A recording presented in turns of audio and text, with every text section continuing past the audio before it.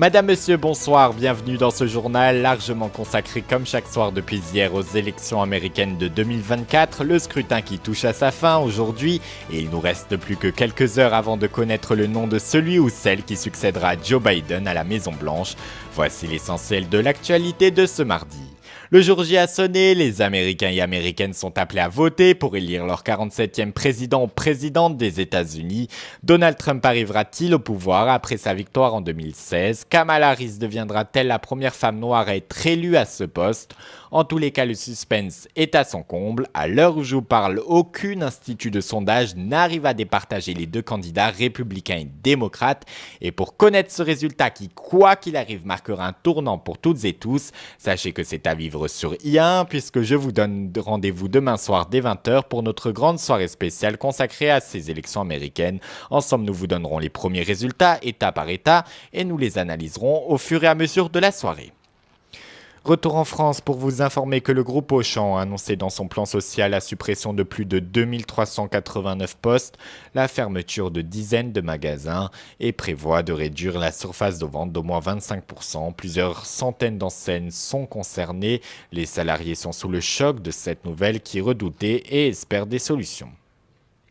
Dans l'actualité également, on a appris hier que le principal suspect auteur présumé du meurtre de la jeune Philippine, cette étudiante de 19 ans dont le corps a été retrouvé au bois de Boulogne.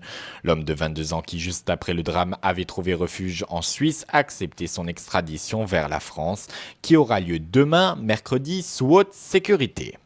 4 jours après la fusillade aux abords d'une discothèque à Saint-Péray en Ardèche qui a coûté la vie au jeune Nicolas, 22 ans, 2 personnes ont été placées en garde à vue. Le premier, un homme de 19 ans, qui a été arrêté dans la cité de la Bricarde, un quartier sensible au nord de Marseille, et le second, âgé de 23 ans, qui lui a été appréhendé à 150 km de là, dans le Vaucluse. Ce nouveau meurtre qui survient un an après le décès de Thomas à Crépol, alors que tous les deux étaient licenciés dans le même club de rugby à Romans-sur-Isère. Le club de rugby qui ont annoncé une marche blanche qui aura lieu en mémoire de Nicolas demain à 15h sur la place Pauline Pelleret à Romans-sur-Isère en direction du stade Donadieu. Toujours dans le chapitre judiciaire, sachez que le jeune homme de 21 ans poignardé dans le thorax le même soir, mais cette fois-ci sur le parking de la discothèque 1000 Club à Berlosheim en Alsace, 2 suspects âgés de 18 et 20 ans ont été mis en examen avant d'être présentés devant un juge d'instruction pour meurtre. Le second est accusé de conduite sans permis et de complicité pour meurtre aggravé. Un jour après le drame, la boîte de nuit qui a réagi via communiqué en exprimant sa solidarité avec la famille de la victime. Et c'est une information IA1 qui, selon plusieurs autres sources, annonce que la discothèque 1000 Club pourrait bel et bien, je dis bien pourrait fermer définitivement ses portes pour négligence. Affaire à suivre. Restons en Alsace et partons sans plus attendre à Strasbourg pour un sujet beaucoup plus joyeux. Le 21 octobre dernier, comme chaque année à la même période, le traditionnel grand sapin de Noël a été installé sur la place Kléber. Un sapin qui est bien garni cette année et qui mesure, écoutez bien, 30 mètres de hauteur. Pour vivre ce moment, de nombreux curieux se sont déplacés sur place, image signée par les équipes d'IA1.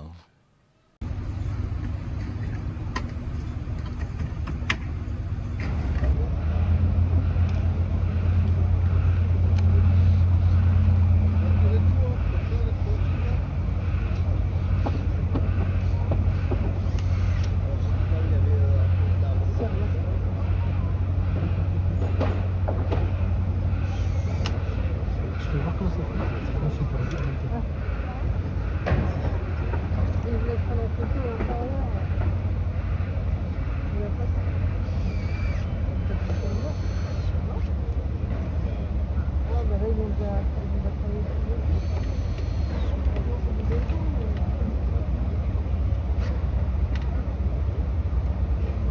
Les coffres à jambon à l'intérieur. Il y a des coffres à jambon à l'intérieur de la fosse. Ah d'accord.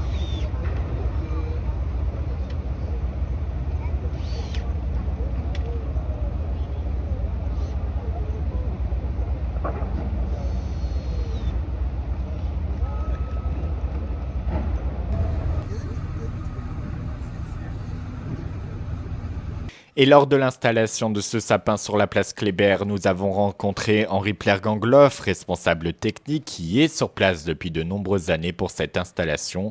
Il nous a expliqué comment s'est passée cette opération qui est très minutieuse car chaque étape est importante et compte énormément. Je vous propose de l'écouter au micro d'Ian. Très délicate qu'on maîtrise mais qui demande beaucoup de concentration. L'arbre, vous avez vu les moyens, on voit derrière nous les moyens qui sont mis en œuvre. Donc ça demande une maîtrise de la chose et les gens qui travaillent sont tous les années c'est les mêmes et ils ont l'habitude du travail, chacun sait ce qu'il a à faire. Ce qui permet de sécuriser le chantier. Et tous les ans c'est comme ça, l'arbre, les choses suivent leur cours. Voilà, comme je dis, l'opération est calibrée, millimétrée, ce sera prêt. Je dis, les choses suivent vraiment leur cours. L'abattage s'est bien déroulé, le transport aussi, la mise en place, vous avez vu ce matin, c'est bien déroulé. Le calage a été assez facile finalement et maintenant l'arbre, là on va le caler, on commencera les opérations de rebranchage demain matin. Moi je l'ai vu en forêt, je pense que ce sera un très bon cru.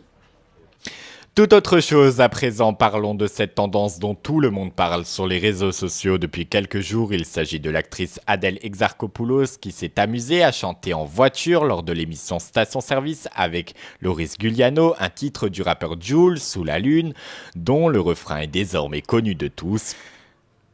Et voilà, c'est la fin de ce journal. Avant que je me prépare un petit verre de vodka Schweppes agrumes, je tenais à vous souhaiter une excellente soirée. Prenez bien soin de vous et de vos proches.